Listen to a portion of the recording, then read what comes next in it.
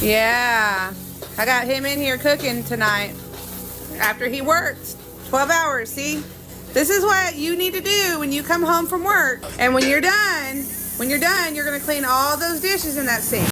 Honestly, I can understand why that man reached his limit.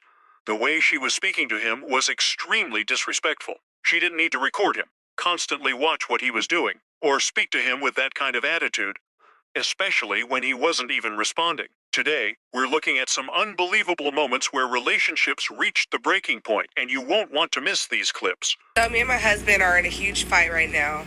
He actually left, and he said he's gonna stay gone until I get my act together. So I'm gonna tell you what happened, okay? Pretty much, he works like 70 hours a week, okay? And I asked him if we can go out to eat. We went out to eat yesterday, and I asked him again if we can go out to eat again. He said that this can't be something we do on a routine basis. And I'm just like, why not? Why not? When you have the money to do it, and you make all that money, why can't we do that? He says, because we're supposed to be saving. Where we about to go? We're supposed to save. What are we investing in? Why are we What you saving mean? in Why the are you first putting place? my clothes in my... Okay, first of all, what I'm not gonna do is sit here and allow someone to tell me what my money, that's my money too, because we're married. I'm not gonna allow someone to tell me what my money is gonna go towards. Okay, simple as that. And if he's gonna keep it up, then he don't have to come back. It's not surprising that he eventually asked her to leave. She was treating his income as if it automatically belonged to both of them, while he was working around 70 hours a week.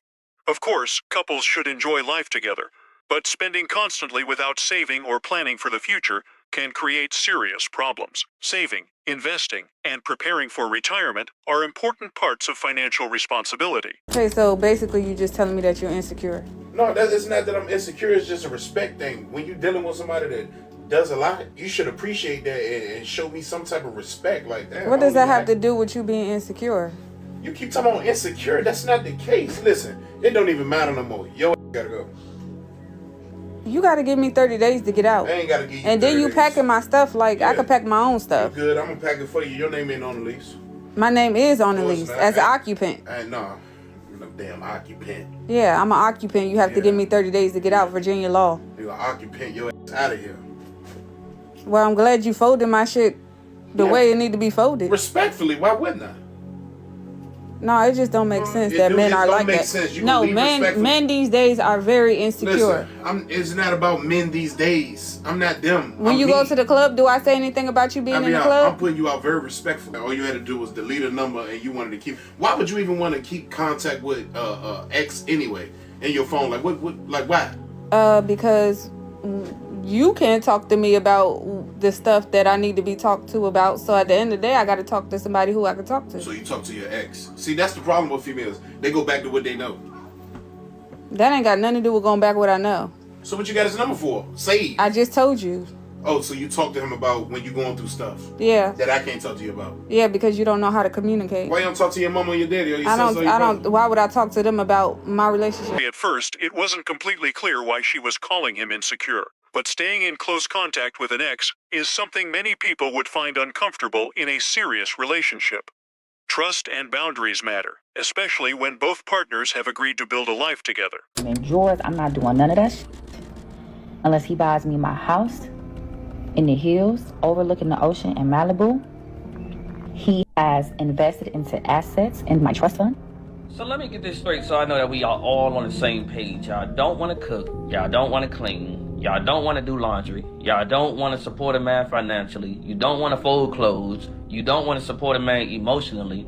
All you want to do is lay on your backs and get hit and spend all this money. And by all means, if you can find a man that's willing to allow you to do so, cook him. And I mean grill his pockets to the fullest. I ain't got no problem with that. However, a relationship is supposed to be give and take. How can you call yourself a good woman if all you willing to do is take? You're not willing to give. It sounds like she wanted all the benefits of being married without taking on the responsibilities that come with it. She wanted the bills handled and the home taken care of, but she didn't seem interested in contributing to the relationship in meaningful ways. A healthy marriage requires effort from both people, whether that means helping around the house, showing appreciation, or simply making time for each other. So you woke me up for what? You need to leave. When you're married and it can leave. I need you gone. Like, you gotta go. Can we revisit this after the holidays? No. Today. We not doing that after holidays and prolonging this whole process. No. So you're gonna ruin the holidays for everyone, for the kids, for the holidays my family. Wasn't on your mind when you did what you did. Like, we're not doing this. This is cyclical. Just a cycle with you, know. Okay, but what? Okay, so your birthday, I was planning something real big. That's and fine. now That's my birthday. I don't need anything. Can we No, that's 7-8 months out. No. So there is no reconciliation right now? No. There's always a reconciliation. There's always a reclamation. There's always a recycle. We are not. No. You gotta go. Are you really doing this right now? No, you doing that right now on the camera? No tears, bro. The caption makes this situation even more surprising. She described him as a manipulator, even though, according to the story, she was the one who had broken his trust. And saying that he ruined the holidays doesn't really change what happened. Betrayal can hurt regardless of when it happens, and many people would seriously reconsider their relationship after something like that. I've been trying. I've done everything that you asked me to do.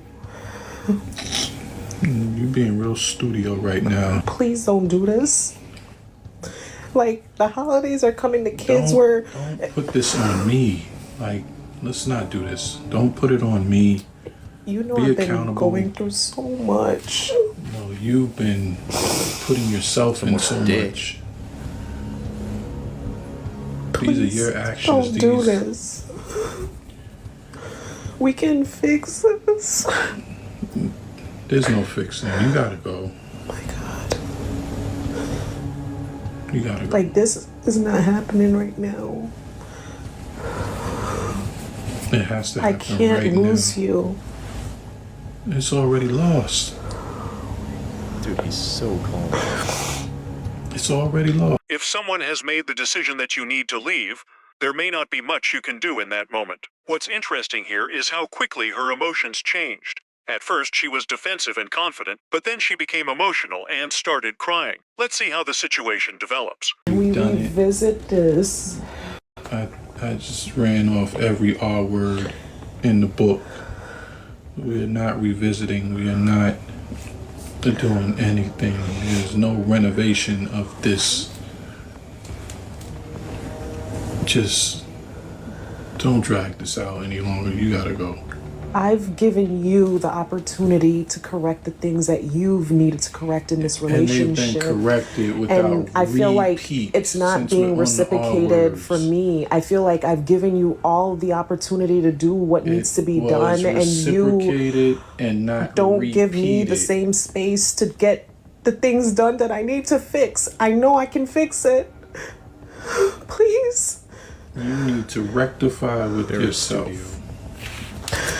Whenever someone suddenly says, "I can fix this," it can be a sign that the relationship is already in serious trouble. If the same problem has happened repeatedly, and the other person has already raised the issue several times, promises alone may not be enough anymore. If she truly wanted to change the situation, she may have needed to take action much earlier. I have come up with men that will not be entertained in 2026. Oh, God. No car/license. If you don't have a car, rentals I don't mind, but you better have a car when you're around me, you understand? No license. If you have a green license or a passport, you better have a pink license. Otherwise you're not being around me. Motionless. You better have some motion, have some ambition. You need to be getting to that money. I don't want no broke bum. Do you understand? Party goers/party holidays. Too many female friends. Alcoholics. Short men. No own place. You better have your own home. Because I have my own house, you better have your own house. You're not living with me. I don't adopt the homeless. This is not a homeless shelter. Not healthy. Uneducated. Multiple baby mamas. Fatherless men. You better have a dad. Father's not going to work. And mummy issues. I don't want you to come here with mummy issues. And you think that I'm your mum. But that's my list. From the way she describes relationships, it sounds like she may not actually want the responsibilities that come with having a serious partner. A healthy relationship requires communication, compromise, trust, and effort from both sides. Without those things, it becomes very difficult to build something that lasts. Caught her talking to other men, and she won't get out of my car. Now she's crying. So I caught her talking to other dudes. Oh, wow, that must be sad. God, that must be terrible. Oh, man. What were their names again? I love how you said they were just your friends and you were sending them pictures. Get the out of my... This is another situation where the emotions completely change once the relationship appears to be ending. She is understandably upset about losing someone important to her, but what stands out is the way the situation develops. Instead of focusing on what went wrong and taking responsibility, the conversation quickly turns emotional. And now, it looks like things are coming to an end. Alright, we gotta go. Okay, you ready? Yeah, guess what? What?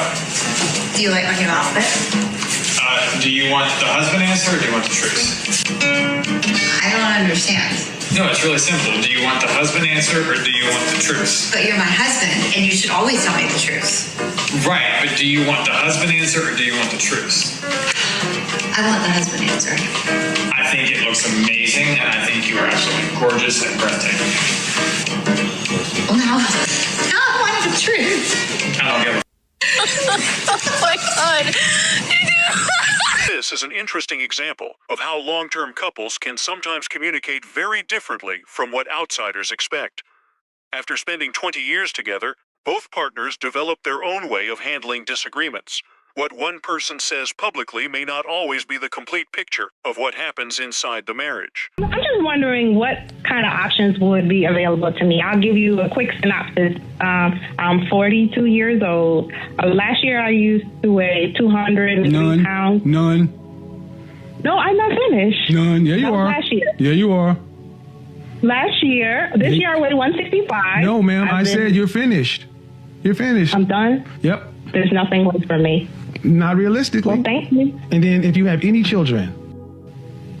So my kids are... Okay, ma'am, I don't need to... okay, the only way that there would ever be any chance for you is if you were gorgeous. And if you were gorgeous, you would be calling. You're going to have to be very feminine, very submissive, very cooperative. You're going to have to bring a lot to the table. So that's why when you asked, I'm like... At the end, she tried to explain the situation by saying that this is what happens when someone gets rejected. But rejection isn't always about appearance or circumstances. Sometimes, two people simply don't connect because their personalities, values, or expectations are completely different. She's very cute. She could make money. I thought, let me just try and I ended up making $50,000 in my first month. How many months did you make this much? I started with 50, 60, and then it leveled out at 20 a month. That's not bad at all. That is $250,000 a year. Is not something to complain about. Definitely not. I spent 30 minutes on there a day, and I would send my managers photos, and they would go into the chat and bait people for money, but I stopped that. Why? Just feeling like it was very wrong. Why? Because I felt scammy. Okay, you went full Christian good girl. Okay. Yeah. And being told you made $200,000 in 6 months. Where the f did that go? I purchased my mom. There is usually room for someone to improve their circumstances, but this man was certainly very direct about what he thought. She has children and, based on what was said, she has struggled with her weight. Those factors can affect how someone approaches dating, but they don't determine a person's entire future. People can still make positive changes and improve their lives. Explain something. If my man doesn't like it, then I'm not doing it. Let me rewind. If my man does not like it, then I'm not doing it. Based as fuck. And I know some of the younger generation might be screaming right now, but hear me out. That's my man. That's my heart and soul, my best friend.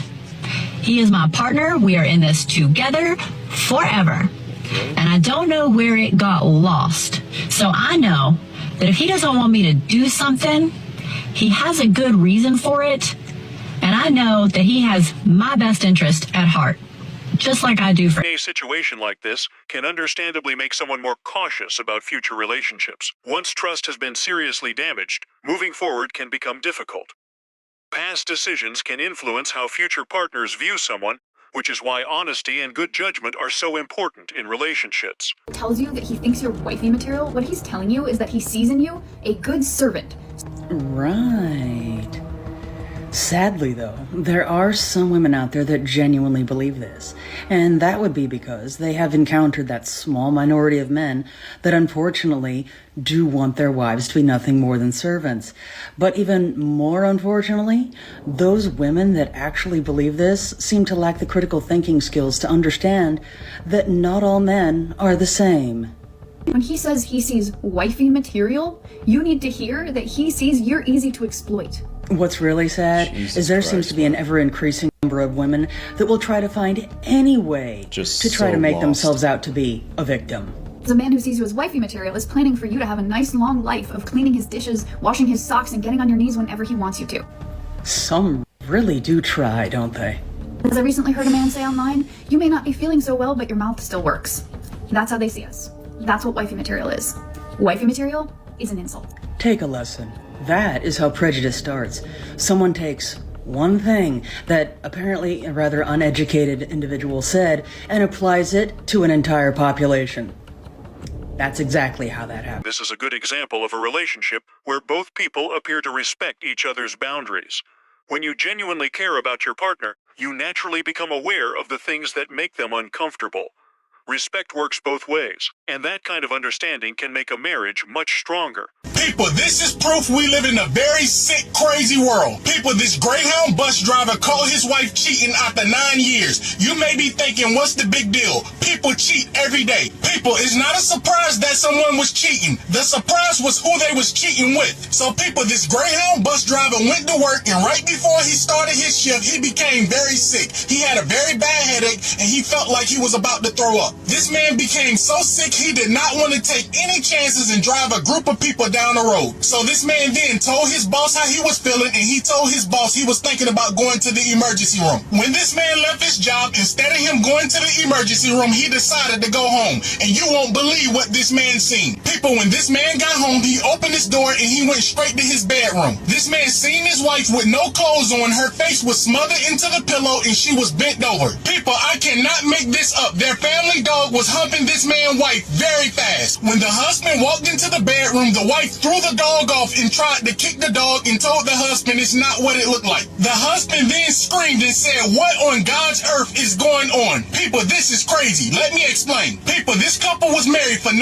years and they did not have any kids, and they had 2 dogs. They had a black Labrador and they had a golden retriever. Now people, this Greyhound bus driver was shocked. He did not have a clue something like this was even possible. Also, keep in mind, when the husband caught his wife sleeping with the family pet, he knew 100% his wife knew exactly what she was doing. People, the wife was moaning and she was enjoying herself. It was no way she could explain herself out of that situation. Now people, with that being said, it was several signs that the husband ignored when it came to the dog and the wife. Again, the husband didn't have a clue something like this was even possible. People, the dog will always try to hump this woman's leg. The dog will always try to smell her backside. Sometime when this woman tried to fold clothes on the floor, the dog would try to hump her back. Anytime the dog would act crazy and do crazy stuff like this, the husband and the wife would laugh. They would say they need to find this dog a woman. Also, keep in mind, the only dog that had this behavior was the Labrador. Also, keep in mind, this couple worked 2 different shifts. The husband worked night shift and the wife worked morning shift, so they rarely ever at home together. This particular day when the husband caught the wife was off of work and the husband came home sick. So people, only God knows how long this was going on. People, we live in a very sick world. This story shocked me because I never knew a human would do something with an animal like this. Now people, why